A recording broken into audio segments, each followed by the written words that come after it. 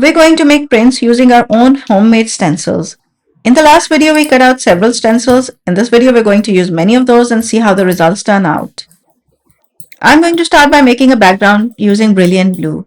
It's such a beautiful color. I am using Japanese rice paper for these prints.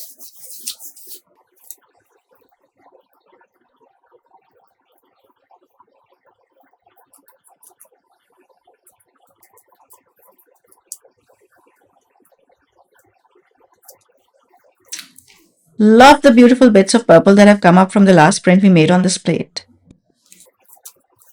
Today, I want to keep my color palette fresh and vivid, so you will see me use brighter and more contrasting colors in this session. But first, we go back to our favorite color combo, that is lights and darks. So we're going to pair this up with sky blue light. This is such a beautifully fresh shade of blue. And of course, we want to start with a polka dot stencil because that is the most fun one to use. It is versatile, it is creative, and just opens a world of possibilities. We place our earlier blue background on this to pick up the stencil pattern. Let's make sure to press down on the paper from the back side and also over each individual shape so it makes full contact with the gel plate. We don't want to miss any of the dots. Depending on how intricate the stencil is, you should spend around 30 to 60 seconds on this. I don't show you the whole process of pressing down on the paper, and I do speed up the boring parts. It is not as instant as it looks in the video. You can never go wrong with this color combo where you contrast lighter and darker shades of the same color family. The polka dots have come out beautifully on a blue background, not to mention the gorgeous ghost print that is left on our gel plate once the stencil is removed. And since I want to keep using fresh bright shades, I go with yellowish green next.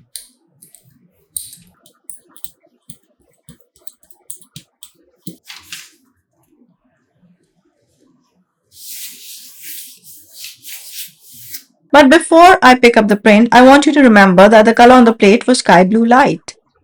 Although that is an opaque color, we have a very thin layer of it left, hence making it a bit translucent. So when we add yellow-green to the back side, we got fun new color combinations with just the blue circular outline showing at some places. It is a subtle result at this point. Turns out you just cannot have enough polka dots. I pick up a bright orange shade and apply the paint on top of the stencil. I don't want the ghost print for this. I'm also not concerned with having perfect polka dots all over the plate. The imperfections are what make gel printing so much fun.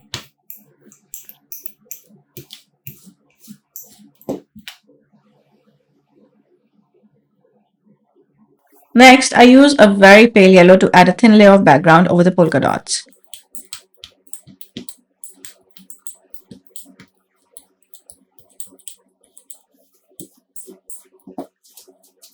I have been dying to try out this stencil, so I use this opportunity to do that. The plan is to use the first print with the polka dots to pick up the negative print from this stencil. So we will have something to tie in both the prints, that is the dots. That definitely looks interesting, but a part of me is thinking, maybe the stencil should be a smidge smaller than the plate so the design is more apparent. Well, that can be arranged since I cut my own stencils. And the ghost print goes on a green gel print.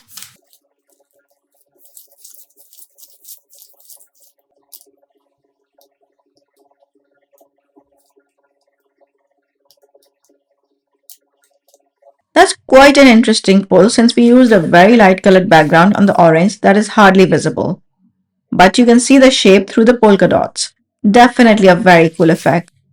Brilliant green color is up next. I am just so in love with these beautifully bright colors which look so fresh.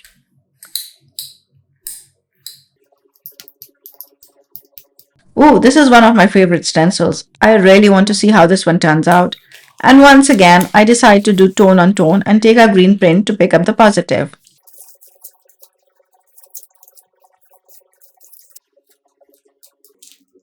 This has turned out beautifully. I'm definitely putting this stencil in my top 3, although I'm feeling that the top 3 list is going to be much longer than 3 before this session is over.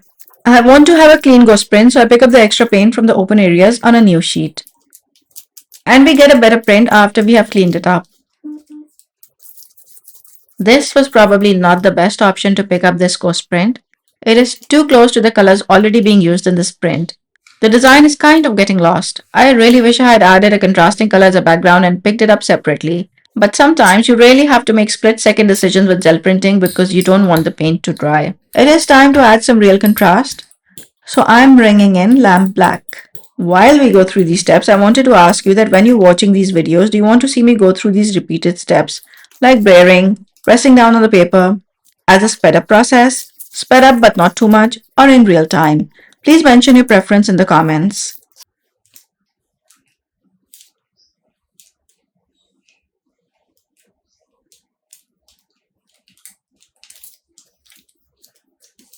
The pattern looks gorgeous. What a striking contrast.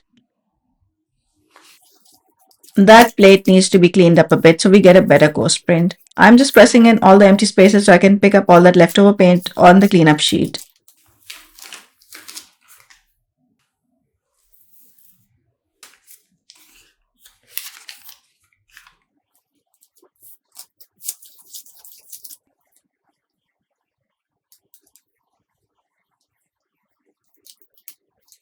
And what a lovely transfer that makes on this print. I love how you can see the layers through each other. So pretty.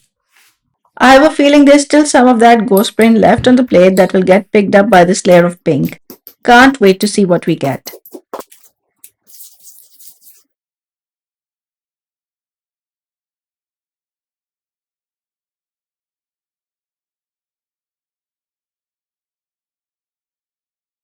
Okay, not what I was expecting, but it is a good start for a print. Going back for our tone on tone effect with a lighter pink color.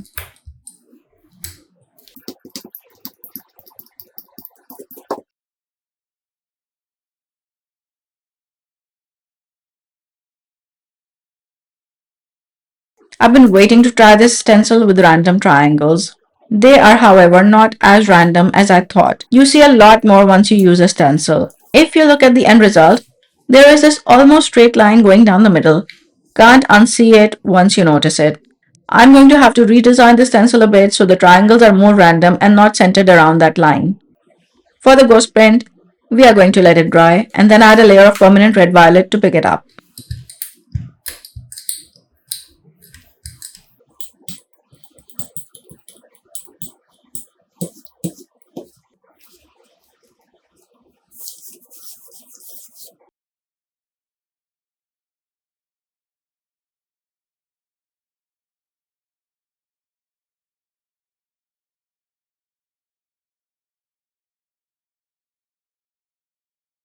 We get a lovely background.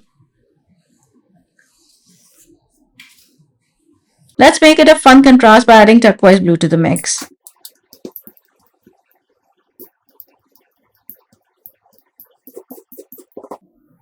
Time to start adding our random shaped masks.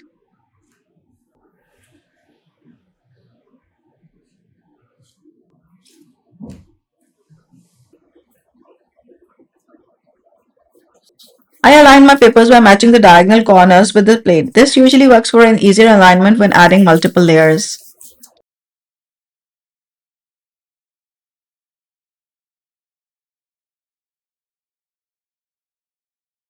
Can I say how much I love this color combination? Pink is one of my favorite colors and this combo is really making those pink shades come alive. Once again, we need to clean the extra paint around the stencil.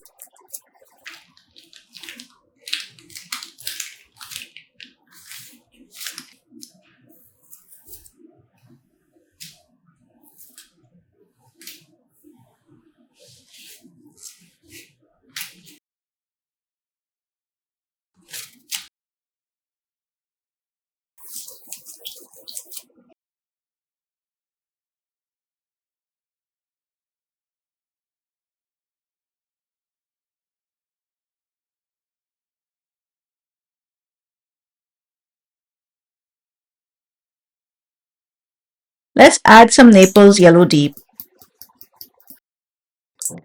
Remember the stencil we cut in a smaller size initially? And then cut it again in a bigger size in the last video? We are going to use that over the plate. It is the perfect size for our 5x7.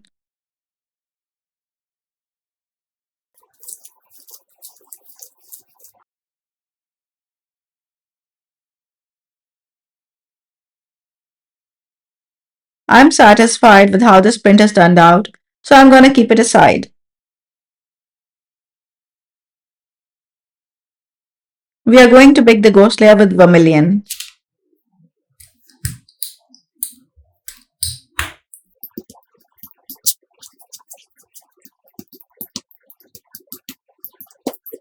Why waste a perfectly good cleanup sheet? Let's use it to pick this.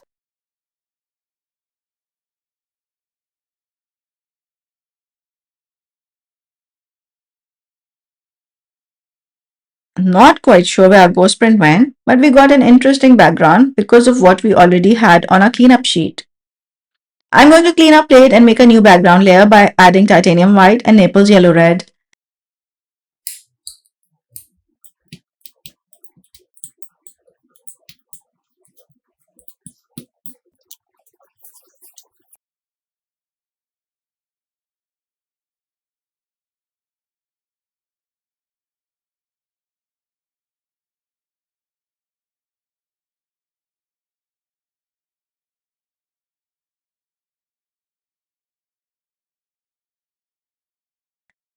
This has picked up the outline of our earlier ghost print. This is a really nice background to work with. I figure I will do another mix and use titanium white and Naples yellow deep. Turns out you need a little more than a dab to actually get a good mix. I was hoping to make a slightly off-whitish shade, but the off part was, well, just off. Let's put these two stencils side by side. At this point, I decided to add some marks using this rubber stamp of a circular outline. I added a bit more pressure so the marks don't disappear. I add these all over the plate.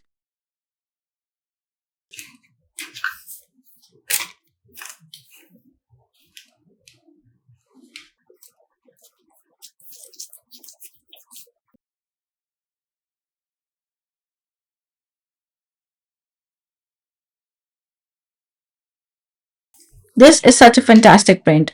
Not sure if you can see it in the camera, but those circular marks look a bit 3D in real and add so much impact to the print.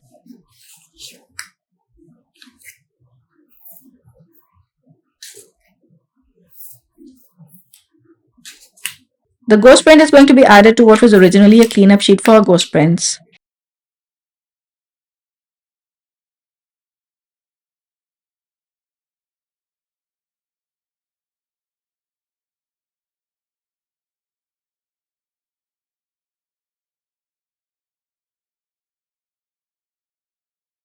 Loving this one. Okay, this stencil also makes it to my top 3. A good way to tell if a stencil will work as a second layer is to place it on top of your print. It seems like a good fit, so I go ahead with titanium white and sky blue light.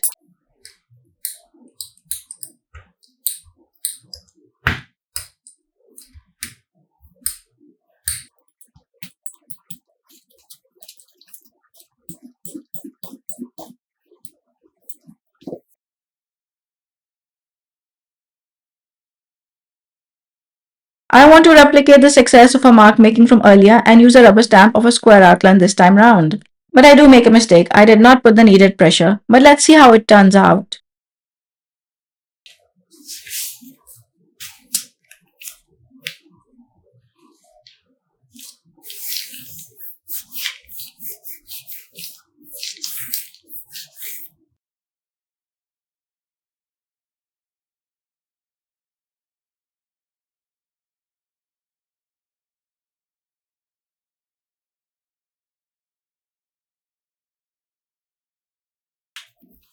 Let's first quickly use our last background to pick the ghost before the paint dries and before we take a look at our print.